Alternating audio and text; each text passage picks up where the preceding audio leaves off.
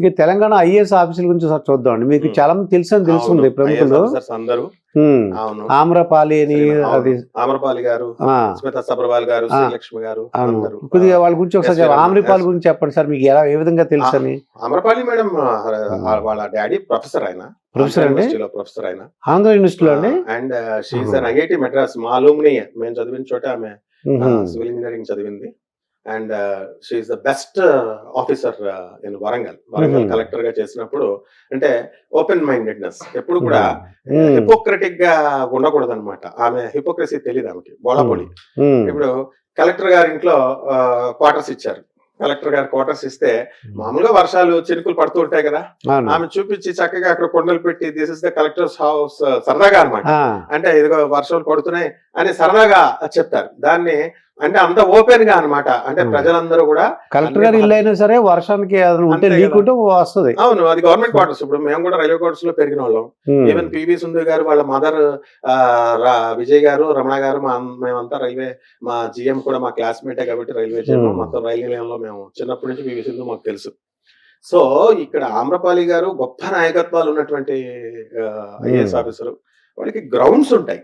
ఇప్పుడు కొన్ని పనులు చేయాలంటే కొన్ని గ్రౌండ్స్ చూసుకోవాలి. వాళ్ళు చూసుకొని దాన్ని బట్టి ఒక ఆఫీసర్ గా ఎంతవరకు మనం చేయాలి, ఎంతవరకు మనం చేయకూడదు అనేటటువంటి పరిధులను బట్టి ఎవరికి కూడా వన్ సైడెడ్నెస్ అవ్వాల్సినటువంటి అవసరం లేదు.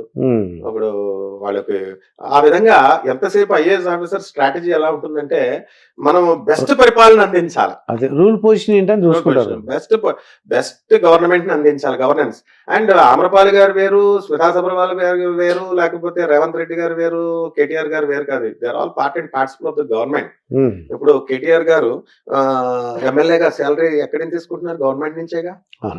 మరి గజిటెడే కదా ఆయన, గ్రీన్ ఇంక్ వాడతారుగా. కేసీఆర్ గారు ఇప్పుడు గెలిచినటువంటి ఎంపీలంతా మరి పేరుకు ప్రతిపక్షం, కానీ గవర్నమెంట్ గజెట్ లో వాళ్ళంతా ఉన్నారు, గవర్నమెంట్ శాలరీస్ తీసుకుంటున్నారు. కాబట్టి we're all part and participle of the government అన్నమాట.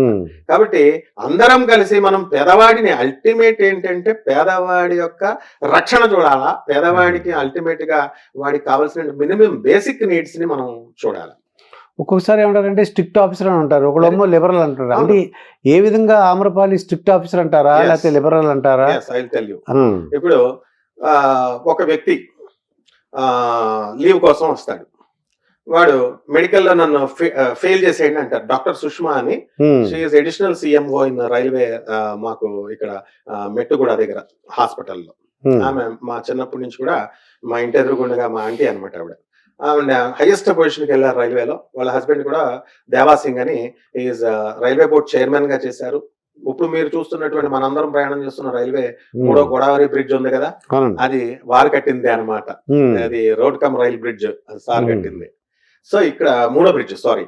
అప్పుడు ఈ దేవాసింగ్ గారు, నేను ఒక మాకు ఒక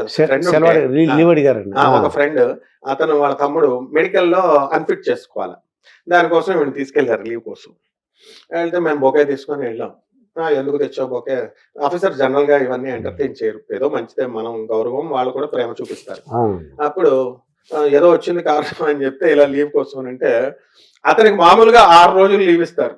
నేను తీసుకెళ్ళినందుకు 3 రోజులు ఇచ్చి పంపించేశారు. అయితే అడిగాడు, అరే నేను తీసుకెళ్ళకుంటుంటే బాగుండి అంటే, అప్పుడు తర్వాత అది అయిపోయిన తర్వాత మా ఆంటీ ఏం చెప్పిందంటే, ఒకసారి చేస్తే మళ్ళీ రెండోసారి నీ దగ్గరికి అప్రోచ్ అవుతారు, ఒకసారి చేసేస్తే 0 చేసేస్తే నేను నీ దగ్గరికి ఎవరు రాడు, ఎలాంటి ఆబ్లిగేషన్స్ ఉండవు. రెండో అది అద్భుతమైన పాయింట్ చెప్పింది అన్న, మనం గ్రౌండ్స్ చూసుకోవాలి కదా మెయిన్. అంటే లీవ్ ఆఫీసర్స్ అటానమస్ గా మనం కావాలంటే మనం పరిపాలన చేసుకోవచ్చు, ఎవరేమంటారు. ఇప్పుడు ఉన్నటువంటి ఆఫీసర్స్ అవనేయండి, పరిపాలన గవర్నమెంట్ మినిస్టర్స్ అవనేయండి, సీఎంలు అవనేయండి, యూటర్న్ తీసుకొని పేద ప్రజలందరికీ హెల్ప్ చేసేటటువంటి వాళ్ళే. లేకపోతే అసలు నడవలేం, మనకి ఏ పని కూడా అవ్వదు. అందువలన అది మంచి పరిపాలన ఎప్పుడు ఇలాగే ఉండాలి, సర్టెన్ గ్రౌండ్స్ ఉండాలి. కాబట్టి ఆమె ఒక్కొక్కసారి చాలా కాఠిన్యంగా ఉంటారు. As an IAS officer coaching కి వెళ్తారండి ఎవరైనా? కోచింగ్ కి వెళ్ళరు. ఆమ్రపాలి గారు నో కోచింగ్, స్మితా సబర్వాల్ గారు నో కోచింగ్. ఐఏఎస్ ఆఫీసర్ అంటే ఓన్ ప్రిపరేషన్, సెల్ఫ్ స్టడీస్ వాళ్ళంతా, స్టేట్ ర్యాంకర్స్ వాళ్ళంతా. సో ఎలాగా అని అంటే, ఇప్పుడు మామూలు వాళ్ళు కోచింగ్కి వెళ్తారు, ఈ చిన్న చిన్న ఉద్యోగాలకు వెళ్ళాలనుకునేటటువంటి గ్రూప్ 4 గ్రూప్ అవును. 2 వీళ్ళు ఐఏఎస్లు వీళ్ళు పరిపాలన చేయాలా కాబట్టి వీళ్ళే ఒకళ్ళ కోచింగ్ వెళ్ళి వీళ్ళే ఒకళ్ళు చెప్పింది వింటే ఇంక వీళ్ళ ఐఏఎస్లు ఎందుకు అవుతారు? ఈ కారణంగానే మన స్మితా సబర్వాల్ గారు ఇంతవరకు రేవంత్ రెడ్డి గారిని కలవలేదు అనేటటువంటి కాంట్రవర్సీ నడుస్తోంది. ఏంటి కలవలేదన్నారు? ఆవిడ మామూలుగా ఆవిడ పనుల్లో ఆవిడ బిజీ. రేవంత్ రెడ్డి గారికి కూడా తెలుసు. అండ్ పరిపాలనా సౌలభ్యం మెచ్యూరిటీ ఉన్నటువంటి మనిషి రేవంత్ రెడ్డి గారు. పిలవాలనుకుంటే 5 నిమిషాల్లో ఆయన పిలుస్తారు, రమ్మని కలుస్తారు. స్పెషల్ సెక్రటరీ ఆమె గవర్నమెంట్ కి. ఇప్పుడు కూడా ఆమె ఆయన కిందే వర్క్ చేస్తున్నారు. It's not a big issue.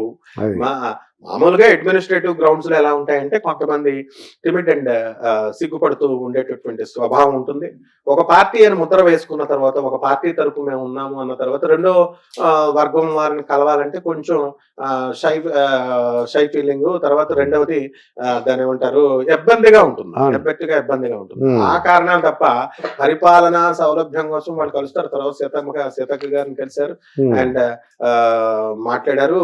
అలాగే ఫైల్స్ అన్ని కూడా రేవంత్ రెడ్డి గారు ఎన్నో వెళ్ళి ఆమె టేబుల్ నుంచి ఇదంతా రొటీన్ వర్క్ జరిగేటటువంటిది. కేవలం మన మీడియా ప్రజలకు ఏంటంటే వాళ్ళకి తెలియక అలా అనుకుంటారు. ఆమె తప్పకుండా అవసరం వచ్చినప్పుడు 2-3 రోజుల్లో వెళ్ళి కలిసేసినప్పుడు మనం ఏం ఆశ్చర్యపడాల్సినటువంటి అవసరం లేదండి.